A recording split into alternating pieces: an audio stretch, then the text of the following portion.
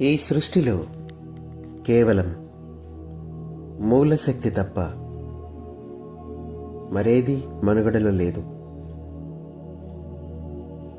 మనందరం కేవలం మనస్సు ద్వారా ఉద్భవించిన పాత్రలం. మనందరం నిజంగా ఒకటే. ఇదేమీ పెద్ద స్పిరిచువల్ ఫిలాసఫీ కాదు. అందరూ ఇక్కడ ఎవరికి వారు విడివిడిగా కనబడడం అనేది కేవలం భ్రమ మాత్రమే. ఎవరైతే ఈ భ్రమలు తొలగించుకుంటారో వారు సత్యాన్ని చూడగలుగుతారు. అయితే ఇలా జరగాలంటే మాత్రం ఉన్నతమైన ఎరుకను ప్రాప్తించుకోవాలి. అయితే ప్రస్తుతం ఈ భూమిపై ఎంతోమంది నక్షత్ర బీజకులు, కాంతి కార్యకర్తలు ఉన్నతమైన ఎరుకతోనే జన్మ తీసుకున్నారు. వీరు భూమిపై ఉన్న ఇతరుల కంటే చాలా బలంగా సృష్టి చేయగలుగుతారు. ఉదాహరణకు, ఒక్క కారణ జన్ముడు వేల మంది చేసే సృష్టిని ఒకడే చేయగలుగుతాడు. అంత కెపాసిటీ ఉంటుంది అతనికి.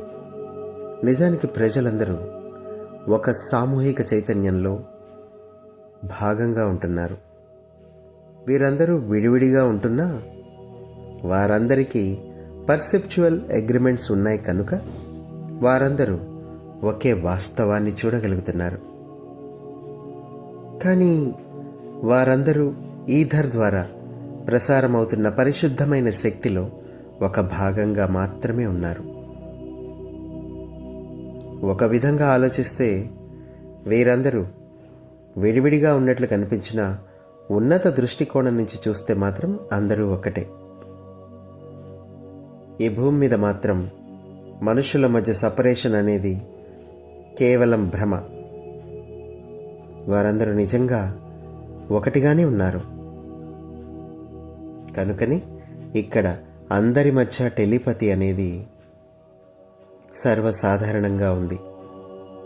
దీని ద్వారా మీరు మీ చుట్టూ ఉన్న వారిని అర్థం చేసుకుంటారు. ముఖ్యంగా మీ ముందు ఉన్నవారిని మీరు బాగా అర్థం చేసుకోగలుగుతారు, అనుభూతి చెందగలుగుతారు. ఇది స్ట్రాంగ్ టెలిపతి వల్లనే సంభవిస్తుంది. అంటే దీని అర్థం మీకు వారి గురించి అంతా తెలిసిపోతుంది అని కాదు. కానీ మీ టైం లైన్ని మార్పు చేయడానికి ఇది సరిపోతుంది. మీరందరూ నిజంగా ఏమి కోరుకుంటున్నారో ఒకరికొకరు తెలుసుకుంటారు. దానికి అనుగుణంగా మీకు తెలియకుండానే ఒక పరిస్థితిని, అంటే ఒక టైం లైన్ని క్రియేట్ చేస్తారు. ఇది మీ అందరి అభిరుచులకి అనుగుణంగా ఉంటుంది. ఇదంతా మీరు మీ ఆలోచనల ద్వారా, ఊహాశక్తి ద్వారా చేస్తారు. క్రమంగా మీరు మీ ఆలోచనలను, ఐడియాలను ఇతరులలోకి ప్రవేశపెడతారు, లేదా వారి ఆలోచనలను మారుస్తారు. తద్వారా వారు, మీరు ఒక దశలో ఒకటవుతారు. ఎప్పుడైతే ఇద్దరు అభిప్రాయాలు ఒకటవుతాయో అప్పుడు ఇద్దరూ ఒకరి పట్ల ఒకరు మ్యాగ్నెట్ లాగా ఆకర్షింపబడతారు. ఒక పరిస్థితి పట్ల ఒకేలా స్పందిస్తారు. ఇదంతా కేవలం ఒక ఆలోచన మాత్రమే. ఇక్కడ టైం లైన్ అంటే కేవలం ఒక ఐడియా మాత్రమే.